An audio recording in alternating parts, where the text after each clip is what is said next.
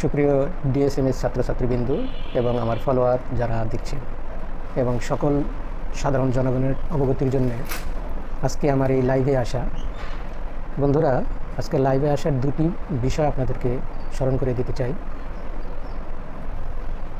একটি হলো শিশুদের জল বসন্ত এবং আরেকটি হচ্ছে হাম। আমি জানি না বাংলাদেশের কোন জেলায় এখন কী অবস্থা, তবে মানিকগঞ্জের কথা আমি আপনাদেরকে বিশেষভাবে বলতে পারি। মানিকগঞ্জে হামের প্রভাব এবং সেই সাথে চিকেন পক্স বা শিশুদের বসন্তের বিষয়টি বেশ ব্যাপক আকারে দেখা যাচ্ছে। অনেকটা বলতে পারেন হামের মহামারী কিংবা চিকেন পক্সের মহামারী আকারে ধারণ করেছে মানিকগঞ্জের জেলায় বেশ কিছু অঞ্চলে। সেই বিষয় আলোকেই আজকের এই আলোচনা।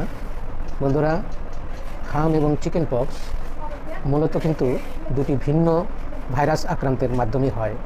তবে বিশেষত্ব এটাই যে হাম এবং ভাইরাসের যে ভাইরাস এটি সংক্রামক এবং এটি সাধারণত খাদ্য, শ্বাস প্রশ্বাস এবং কি বায়ুমণ্ডলের বায়ুর মাধ্যমেও এটি বংশ বিস্তার করে থাকে।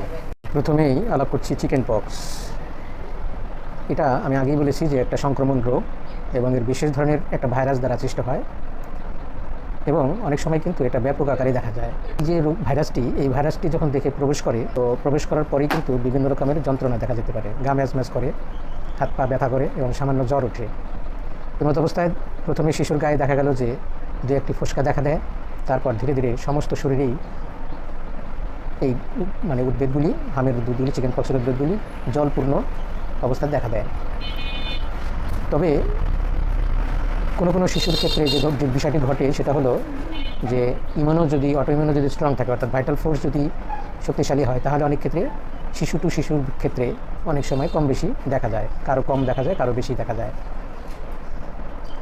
এবং এক সময়ে যখন ওটা শুরু করে তখন সারা শরীরেই এটা ছড়িয়ে পড়ে এবং যখন ছড়িয়ে পড়ে তখন এই প্রকার শিশুর শরীরে তাপমাত্রা পায় এবং গায়ে জ্বর উঠে, মুখমণ্ডল লাল হয়ে যায় এবং ভীষণ যন্ত্রণায় তখন জ্বালাপোড়া, গলা ব্যথা, কোমর ব্যথা কিংবা খাদ্য অরুচি ইত্যাদি লক্ষণগুলি দেখা যায় এবং শিশু এক সময় ধীরে ধীরে দুর্বল হয়ে পড়ে।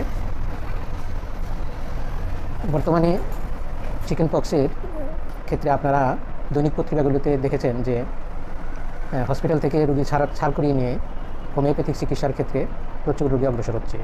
কারণ হোমিওপ্যাথি সাইড এফেক্টবিহীন এই হামকে বা চিকেন পক্সকে দ্রুত কিওর করতে পারে।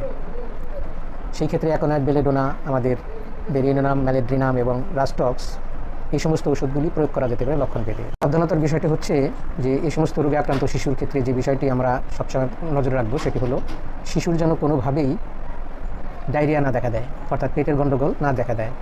তাহলে যদি ডায়রিয়া দেখা দেয় সেই ক্ষেত্রে সেই ডায়রিয়া কন্ট্রোল করা খুবই কঠিন হয়ে পড়ে, কারণ সেই সময় শিশুর ভাইটাল ফোর্স থাকে খুবই উইক। এজন্যই সবসময় খেয়াল রাখতে হবে যে কোনোভাবেই যেন ঠান্ডা অতিরিক্ত লেগে কিংবা খাবার দাবার ক্ষেত্রে কোনো ব্যত্যয় ঘটে ডায়রিয়ার আক্রান্ত না হয় এবং উদ্ভিদগুলো যেন ঠান্ডা লেগে বসে না যায়। সেই ক্ষেত্রে সেই সময়ের জন্য রোগীদের পথ্যপদ্ধতির ব্যাপারে সাধারণত আমরা যে বিষয়টি পরামর্শ দিয়ে থাকি সেটি হলো যে সাবু, বার্লি, ডাবের জল কিংবা মিশ্রির জল, শরবত ইত্যাদি বেশি পরিমাণে খেতে দিতে হতে পারে। মাছ, মাংস, ডিম এগুলি থেকে বিরত থাকতে বলা হয়। অনেক ক্ষেত্রে দেখা যায় যে আরোগ্যের অবস্থানে কোনো কোনো ক্ষেত্রে উদ্ভিদগুলি, ফোসকাগুলি শুষ্ক হয়ে শুকিয়ে যায় এবং কালো রঙ হয়ে যায়। আবার কোনো কোনো ক্ষেত্রে এই উদ্ভিদগুলিতে পুঁজ সৃষ্টি হতে পারে। এবার আমি আপনাদেরকে হামের বিষয়ে দু চারটি কথা বলবো। হাম শিশুদের ক্ষেত্রে একটি সচরাচর দেখা যায়। একটু বয়স্ক শিশুদের ক্ষেত্রে এই রোগটা বেশি তেমন দেখা যায় না, আর বড়দের ক্ষেত্রে তো আরও বেশি কম। তবে অনেক সময় জন্মের পরপরই কিন্তু আতর ঘরে শিশুদের গায়ে এক প্রকার ইরাপশন দেখা যায়, যেটাকে আমরা গ্রামীণ ভাষায় বলে থাকি মাসি পিসি। সাধারণত এই রোগটি আমরা ভাইরাস সংক্রমিত এর আগেই বলেছি। এটিকে একদিনের যেমন সংক্রমণ, অন্যদিকে বহু ব্যাপক আকারে ঘটে থাকে। এই সময়ে সাধারণত মানিকগঞ্জের বিভিন্ন হসপিটালগুলিতে খোঁজ নিয়ে আপনারা দেখতে পাবেন যে প্রচুর হামের শিশু ভর্তি অবস্থায় আছে। এই রোগে আক্রান্ত শিশুর বেশ কিছু লক্ষণ আমরা প্রথমে দেখে থাকি। সেটা হলো যে শিশুর অনেক সময় চোখ এবং নাক কামড়ায়, সেই জন্য তারা হাত দিয়ে নাক এবং চোখ ঘর্ষণ করে। সর্দি দেখা যায়, চোখ মুখ লাল হয় এবং জ্বর হয়। দু একদিন পর থেকে মুখে লাল লাল দানার মতো দানা দেখা যায়, উদ্বেগ দেখা যায়। এবং এই ক্ষেত্রে এই সময় যে জ্বর থাকে সেটাও প্রায় 102 কিংবা 104 পর্যন্ত হতে পারে। এছাড়া পেটের গণ্ডগোল দেখা দিতে পারে, অনেক সময় সর্দি বসে গিয়ে কিন্তু ব্রঙ্কাইটিস, নিউমোনিয়া ইত্যাদি হওয়ারও সম্ভাবনা থাকে। এটা অনেক সময় কিন্তু মারাত্মক আকার ধারণ করে এবং মহামারী রূপে দেখা যেতে পারে।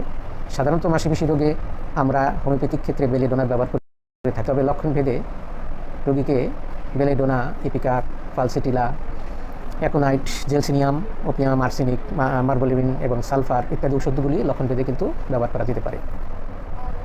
সেই ক্ষেত্রে আবারও সতর্ক অবস্থানের জন্য আমি আরেকটি বিষয় সকলকে জানাচ্ছি, সেটি হলো সংক্রমিত শিশুকে একটি নির্দিষ্ট জায়গায় সংরক্ষণ তাকে রাখুন এবং যথাসম্ভব মশামাছি থেকে আক্রান্ত থেকে তাদেরকে নিয়ন্ত্রণ করুন, যাতে খাদ্য, শ্বাস প্রশ্বাস, বায়ু কিংবা মশামাছির মাধ্যমে এটি একটি রোগী থেকে অন্যকে সংক্রমিত করতে না পারে। সেই ব্যাপারে সবাই সতর্ক থাকুন।